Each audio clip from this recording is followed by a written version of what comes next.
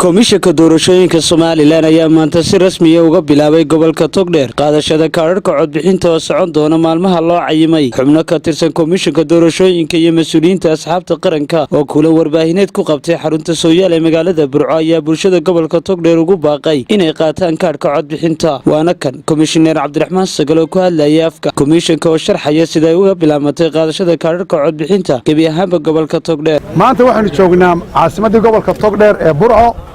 ilaahay baa mahadlayno suura geliyay geedi socodkii intaas ahaa in labada gobol ee ugu waaweyn jamhuuriyadda Soomaaliland ee Maroodijeex iyo Togdheer ay isku maalin ka bilaabanto si nabadgelyana uga bilaabanto kaadhkiina si toos ah imka loo qaadanayo waa ilaahay mahadi ilaahay waxaanu kala ka baryaynaa inuu inoogu dhameeyo nabadgelyo iyo si wanaagsan iyo kaadhka oo si fiican loo qaato magaalada Burco gudaheeda 55 goobood baa ka furan kormeer baa lagu soo maray aad bay shaqadu uga socotaa waxaan gobolada ugu baaqaya labada gobol ee Maroodijeex iyo Togdheer oo kaadhka laga bixinayo ay tahay wax ka badan kala badh dadka iska diiwaan galiyay jamhuuriyadda Soomaaliland inay kaadhkooda qaataan xogayaha golaha dhexe xisbiga UCID mudane jiid musharaxa madaxweynaha xisbiga muxaafadka ee kulmiye Muuse Biixi iyo musharaxa madaxweynaha xisbiga mucaaradka ee wadani Cabdiraxmaan Cirro ayaa iyaguna si isku mid ah ugu baaqay bulshada Togdheer inay qaataan kaadhka codbixinta ka bilaabmay gobolka Togdheer kaadh bixintii gobolada Togdheer iyo Maroodijeex hawshu si fiican bay u socotaa hawshu si wanaagsan bay u socotaa dadka waxaan ku wacyigelinaynaa inay wasiiradu xisbiyadu maamulada oo dhan ay ku wacyigeliyaan dadka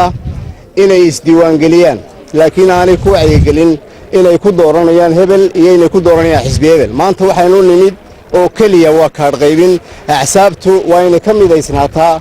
ereyga inay tahay kaadh bixin oo kaliya dadweynaha waxaan ku wacyigelinayaa oo aan ku baraarujinayaa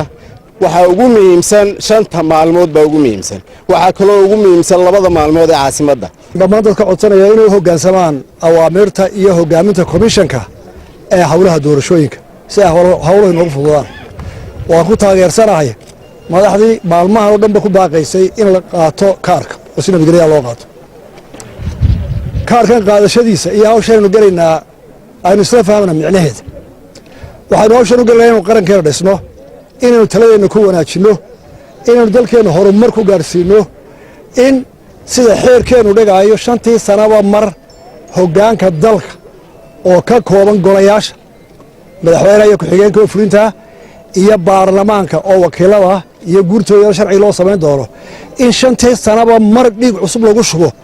oo doorasho la galo iyo golayaasha deegaankaba ayaynu talada sharcigeena iyo dastuurkeena ku dhigan markaanu taa fulinayna waa inaynu u fulinaa mas'uuliyadda ay leedahay ee aanay noqon kaadh la qaato xisbiyada iyo ololahooda iyo calamadooda iyo heesahooda iyo sawaxankooda waa inuu u socdaa nabadgelyada horumarinta iyo dawlad dhiska qarankeena socda xisbi walba ujeedadu waxa weeye inuu qaranka Soomaaliya dhiso waxa maanta ay tahay maalin aynu bilownay qaybinta kaadhka ee Soomaaliland lagana bilaabay gobolka Togdheer iyo gobolka Maroodijeex waa ka warqabteen oo diiwaangelinta waxa laga bilaabay gobolka Togdheer waxaanu ahaa gobolkii lagu tijaabiyey diiwaangelinta waxaanu gobolkani muujiyey in diiwaangelintu guulaysato maantana waxa lagu jiraa qaybintii kaadhka